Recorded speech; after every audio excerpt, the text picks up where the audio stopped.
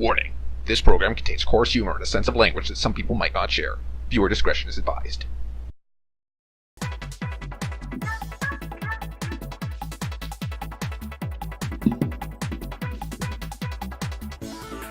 After some time, I heard footsteps. Alyssa and Olga Dmitrievna came to the house. "You'll see everything for yourself." She opened the door and went in. A few seconds later, she ran back out. Alyssa's face looked like she just won the mouse catching competition, but at the last moment found out that it's not a real Olympic sport. "So he just disappeared?" Olga Dmitrievna asked skeptically. I did the right thing by closing the window after myself. "Oh no. I understand everything, Dvatchevska. You and your roommate, every time the same thing. Haven't you had enough?" "But it's true." "Really? One story after another. Something's in your cabin. Something's harassing you. Why do you keep lying? That's horrible."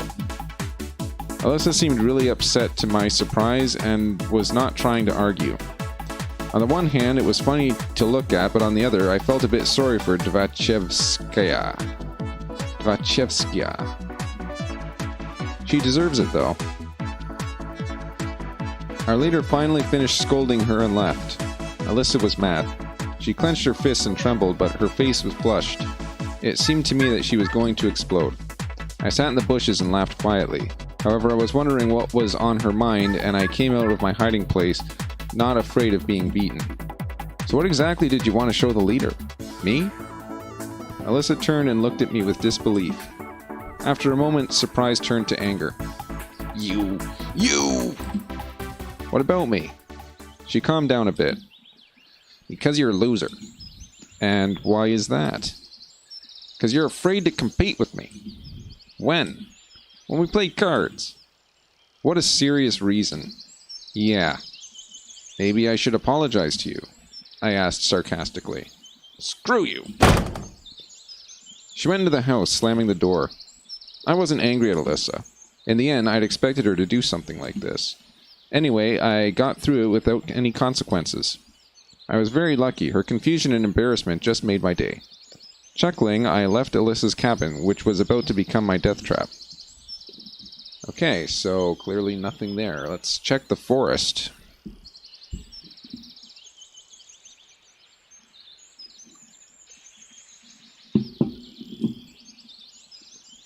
It was obvious that Olga Dmitrievna and her pioneers have already searched every nook and cranny of the camp. Roamed the length and breadth of it. So probably it's not worth looking for Shirk in the canteen or at the beach. Or in the Cybernetics Club, it was his second home. Or maybe even his first. Thus, it might be worth looking around the surrounding forest. I didn't plan to go far into the forest, otherwise it might be me who they'll be searching for tomorrow. I didn't really visit the countryside often. I just stayed in the country house every summer during my childhood. But that was very close to the city.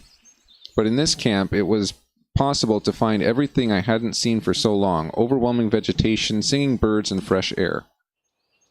I found a meadow and sat up on a stump. How peaceful this place is. But where in the world is Shirk? Actually, he could have been taken against his will. This camp is far from normal, so pioneer disappearances should not be all that strange. An intriguing possibility.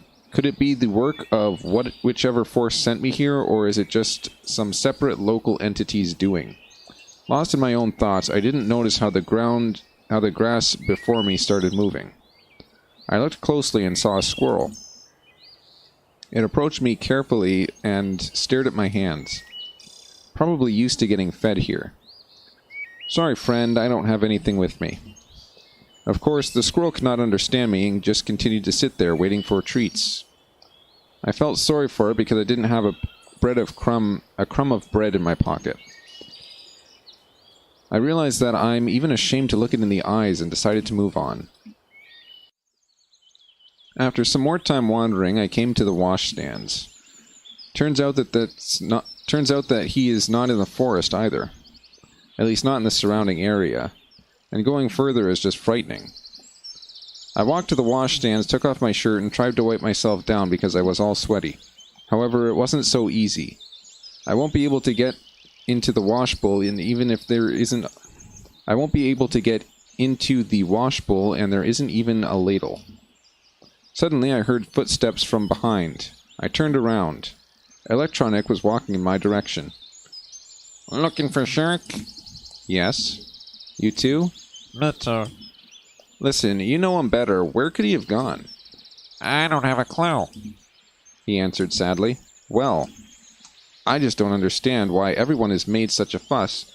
During the night, wasn't he in the cabin with you? Then he can't have been gone for too long. Maybe he went for a walk.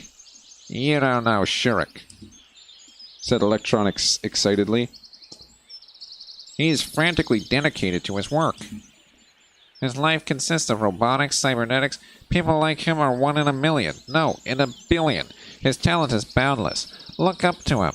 He's a man of steel. No, simply triumphant. At that moment, he looked like Hitler making a speech in front of a crowd of thousands. Even his gestures matched. Okay. So what? So what? You don't understand, do you? No. He spends all of it, you see? All of his free time in our club. All. So disappearing like that is unusual for him. Of course. It seems like Electronic calmed down. Okay. He looked at me intently. Are you going to wash? Not really. Just rinse off a little. It's hot. Me too. He looked around. I wish there was a bucket or a ladle. Something to get a bit more water with. Yeah, I noticed already. Let's do this. He walked behind the washstands and pulled on one of the taps. Oh, crap.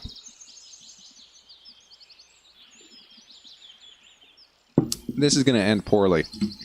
To my surprise, its end turned up rather than pouring it into the wash bowl, and water splashed up almost 90 degrees.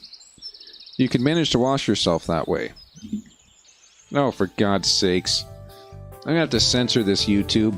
Meanwhile, Electronic took off his shirt and squatted to what seemed to... something. I couldn't really tell because the wash stand he was behind concealed him up to the waist. He directed the stream of water towards himself and started to sing something. Let's clean. Oh, God. I stood astonished, not knowing what to do. He seemed to notice it.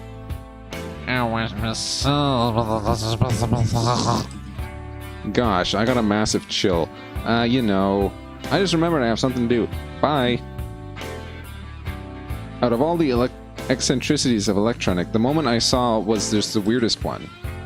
Huh, what's up with you? I closed the door and the hunt is visible. No, I'm gone. Won't do. And anyway, I gotta go.